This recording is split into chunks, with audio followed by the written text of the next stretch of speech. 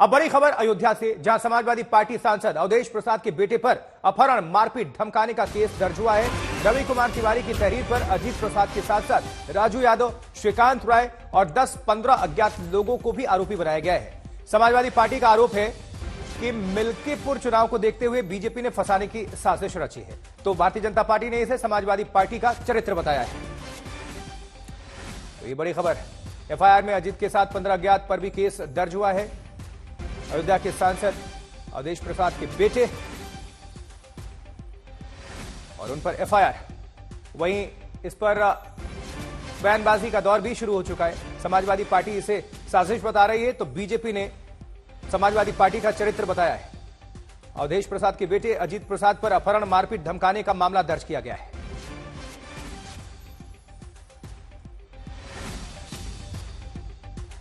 Samajwadi party के सांसद अवधेश प्रसाद के बेटे अजीत प्रसाद पर युवक का अपहरण कर मारपीट करने की एफआईआर दर्ज हुई है। हमारे साथ बात करने के लिए समाजवादी पार्टी के नेता उदयवीर जी हैं।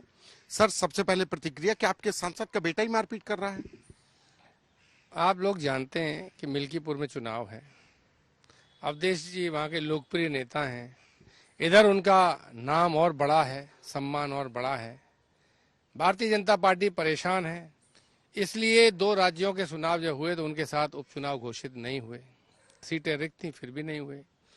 मुख्यमंत्री के एक सलाहकार, पूर्व आईएएस, पूरी ताकत के साथ पुलिस प्रशासन और वहाँ की मैपिंग करके लोगों को किसको मनाना है, किसको डराना है, किसको धमकाना है की प्रक्रिया में काम कर रहे हैं। इससे पहले भी हमने ये बात का खुलासा कई चैनलों पे किया था कि कौन कर्मचारी रहेगा, कौन नहीं रहेगा, किसको मुकदमे में फंसा सकते हैं, ये सब चीज़ हो रही है। तो मेरा मानना है कि इसकी जांच होनी चाहिए थी और जांच होने के बाद कुछ सामने आता तो इस पर कार्रवाई होनी चाहिए थी। मेरी जानकारी में अभी ऐसा कोई घटना नहीं हुई है जिसके लिए बहुत मुकदमे की बाजी की जरूरत पड़े, लेकिन सरकार को बहुत जल्दी है और सरकार को ये जल्दी है कि केवल पॉलिटिकली लोगों को टारगेट करके हम किसी तरह उपचुनाव में कुछ पा जाएं। जनता भी ये बात समझती है, हम लोग भी समझते हैं और सब लोग उसी के हिसाब से मन बनाएंगे। सरकार उनकी है, प्रशासन उनका है, पुलिस उनकी है, वो जितना दमन करना चाहें करें। 24 में भी सरकार प्रशासन के आधार पर जीतना चाहते थे, नहीं जीत पाए। 27 में जनता और तेजी से उनके खिलाफ खड़ी होगी। वही भारतीय जनता पार्टी क्या कह रही है इस मामले को लेकर, सुनिए। जब जब समाजवादी पार्टी और अखिलेश यादव की ताकत बढ़ती है राजनीतिक रूप से, तब तब उनका मूल चरित्र सामने आ जाता है, जो अपराध और बलात्कार का है। और अयोध्या में प्रभु राम की नगरी में उनके सांसद अनाचार कर रहे हैं। पहले मुईद खान को संरक्षण दिया, अब उनके बेटे का जो गुंडा वसूली का विषय सामने आया है उस पर एफआईआर दर्ज कर ली गई है। और उत्तर प्रदेश में भारतीय जनता पार्टी की सरकार है, योगी आदित्यनाथ की सरकार है। कोई भी अगर कानून को हाथ मिलेगा, चाहे उसका पिता सांसद भी हो, तो कार्रवाई सुनिश्चित की जाएगी। पुलिस ने एफआईआर दर्ज कर ली है, कार्रवाई भी होगी और उत्तर प्रदेश को गुंडों के हवाले नहीं छोड़ा जाएगा।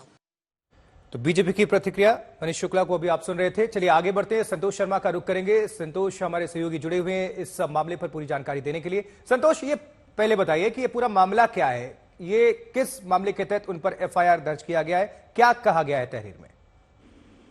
देखिए, जो अयोध्या की नगर कोतवाली थाना क्षेत्र है, वहां पर रवि कुमार तिवारी ने ये एफआईआर दर्ज करवाई है। रवि कुमार तिवारी का कहना है कि अवधेश प्रसाद के बेटे अजीत प्रसाद ने अपने साथी राजू यादव और श्रीकांत राय के साथ 10 से 15 लोग आए, उनका गाड़ी में अपहरण कर लिया, उनके साथ मारपीट की, उनसे पैसा वसूलने की कोशिश की और एक पूरे तरीके से कि जमीन के लेन देन का मामला है।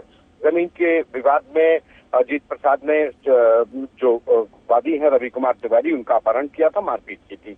इसी पर तहरीर दी गई थी और अब ये एफआईआर नगर कोतवाली, जो शहर कोतवाली है अयोध्या की, उसमें क्राइम नंबर 528/2024 के तहत ये एफआईआर दर्ज कर ली गई है। ये एफआईआर दर्ज हो चुकी है। बड़ी उहापोह चली, क्योंकि प्रेशर, पॉलिटिकल प्रेशर भी था। एक तरफ पीड़ित की एफआईआर दर्ज करने के, दूसरी तरफ समाजवादी पार्टी के जो सांसद हैं अवधेश प्रसाद का बेटा नामजद हो रहा था। लेकिन अयोध्या पुलिस ने इस मामले में एफआईआर दर्ज कर ली है। अब इस पूरे मामले में जांच जो नगर कोतवाली इंस्पेक्टर हैं उनको दे दी गई है, वो इस मामले की जांच कर रहे हैं। शुक्रिया संतोष इस खबर पर जानकारी देने के लिए।